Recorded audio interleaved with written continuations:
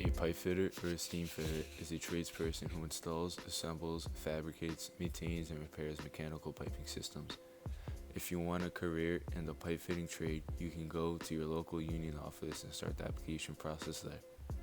You will need to show a high school diploma or GED. From there, they interview you and test you on basic knowledge. Once you get accepted, your journey has started. For the next 5 years, you will be making $20 an hour with classroom time and hands-on work time.